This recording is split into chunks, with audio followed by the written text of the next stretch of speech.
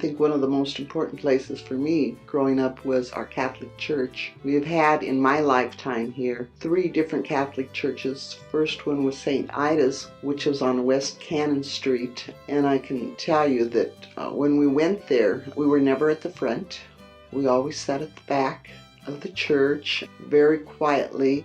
When we first started going, I remember Mass most of it being in Latin. And my grandparents, who spoke only Spanish, were able to learn the Latin and what it meant, even though they couldn't read or write, which was amazing to me. And as the churches got bigger, when we moved from St. Ida's to the Immaculate Conception, people started mixing a little bit more. And you could go into Mass and you'd see Latinos sitting next to Anglos. No black people in our Catholic Church, just Latinos and Hispanics. Our present church, the Second Immaculate Conception, has been in the last 15 years, I believe.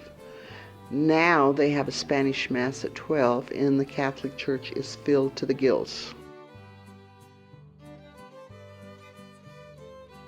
There were a number of changes here in Lafayette with the schools. We had an old school, which was Lafayette Elementary, and then we had Lafayette High School, which was 7th through 12th grade. They were right next door to each other. Very high Latino dropout rate. I think in my graduating class there were 3 Latinos. Then they started changing schools, and they changed our Lafayette High School and Louisville High School, and we became Centaurus High School. So that, I think, helped Latinos a little bit, because it was not Latino and Anglo group. Then it was a Lafayette group and a Louisville group. We had 3 grocery stores in Lafayette that were very important to them.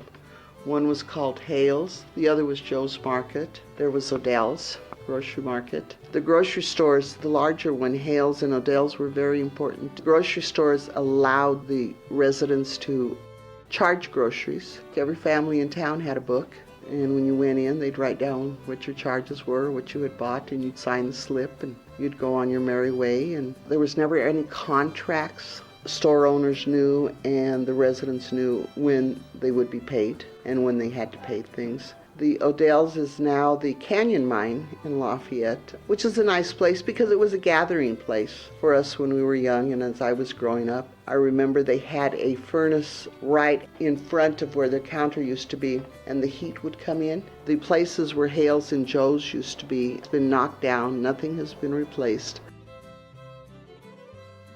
Clinica Campesina, Family Health Services, when it originally started, was more geared to the agricultural worker, whether it was the miner or it was one of the hundreds and hundreds of workers to do the agricultural work, to provide them with health care, with the staff there making sure that you had money to get a prescription, making sure that all things were in place. The other thing that I think was very instrumental about Clinica Campesina was that in making sure that other services were accessible. We worked with the Community Action Program, we worked with the Employment Agency, with Social Services, with Safe House, and for a lot of times we actually provided space at our facility for those organizations to come into town to provide services to other Latinos.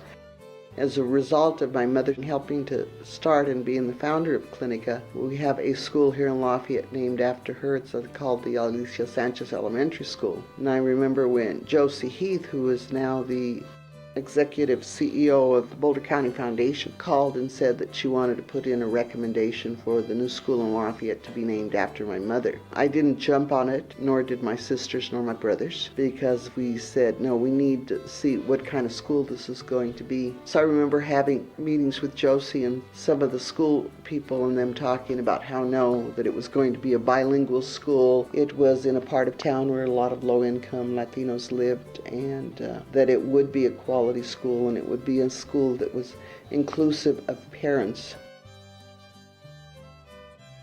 Neighborhoods, East Emma, East Chester Street, wonderful place that the majority of people lived on the east side of town, Latinos, and a large percentage of them grew up on East Emma Street and East Chester. there was safety in numbers. So, my mother lived at 206 East Chester Street. My grandparents lived across the street at 207 East Chester Street. 209 was the Gomez's, then the Ortegas on the next block, which was the 300 block. I have an aunt and a great aunt that lived. Go down 2 blocks, and I had an uncle that lived there. So again, that safety in numbers, being close to family so they could help each other.